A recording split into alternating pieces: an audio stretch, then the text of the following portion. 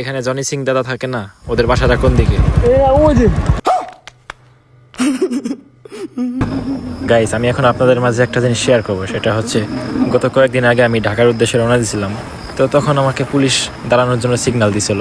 আমি দাঁড়াই নাই, কারণ আমার অনেক স্পিড ছিল। আমি জানতাম যে তখন আমি দাঁড়াইলেই মামলা খাবো। সে কারণে আজকে আমি ঢাকার উদ্দেশ্যে রওনা দেওয়ার পর আস্তে আস্তে গাড়ি চালাইতেছি। ভাই, দেখি আমারে সবাই ওভারটেক করে। দেখলেনি তো, এই সামনের ওই সোহাগ বাসটা আমারে ওভারটেক করে চলে গেল। তো যাই হোক, আমি এত তাফালিং করবো না, আজকে রিল্যাক্সে ঢাকা যাব। ভিডিও লং করবো না দেখে একটু কাইটে দিলাম। যাই হোক, এখানে দেখা যাচ্ছে এক আপু এক ভাইয়া মাঝে একটা বাচ্চা নিয়ে যাচ্ছে। তারা মানুষ 3 জন, বাট হেলমেট একটা। তারা কিভাবে পদ্মা সেতু পার হবে? আপনারা সবাই জানেন যে পিলিয়ন থাকলে 2টা হেলমেট লাগে, আর সিঙ্গেল থাকলে একটা। তো আমি প্ল্যান করে কিছু ছিঁড়া টাকা রাখি একসাথে, যে এই ভাইকে দিব। আর সেটা দেখে তার রিয়াকশন, আমার ভুল হচ্ছে। তো যাই হোক, সে আর কিছু বললো না। এই কারণে আমরা চলে গেলাম। সামনে আবার কাকা হাত উঁচু করলো কেন? যাই হোক, ভয় পাইছিলাম প্রথমে যে মাওয়া রোডে আসলে খালি পুলিশে কর দেয়।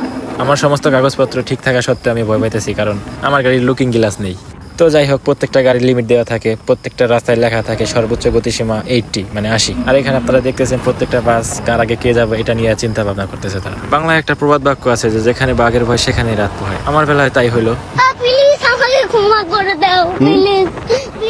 কিন্তু পুলিশ মামারা আমার দিকে ফিরেও তাকালো না, কারণ আজকে আমি সভ্য শান্ত। তবে আমি তো খেলা শুরু করিনি এখনো। আমার কাছে মনে হলো ব্রিজে আর কোনো চেকপোস্ট থাকবে না, তাই আমি একটু টানলাম বলতে আহামরি আমি টানি না। এই ধরেন যেই বাসগুলো আমাকে কর দিয়ে আগে চলে গেছে তাদেরকে একটু পিছিয়ে ফেলাবো, এই আর কি। তো যাই হোক, পদ্মা সেতুর উপর দিয়ে বাইক চালানো যে কি মজা, যারা বাইক নিয়ে পদ্মা সেতু পার হয়েছে তারাই জানে। তবে হাসিনা আপুকে এখন একটু ধন্যবাদ দিতে মন চাইতেছে এত সুন্দর পদ্মা সেতু দেওয়ার জন্য।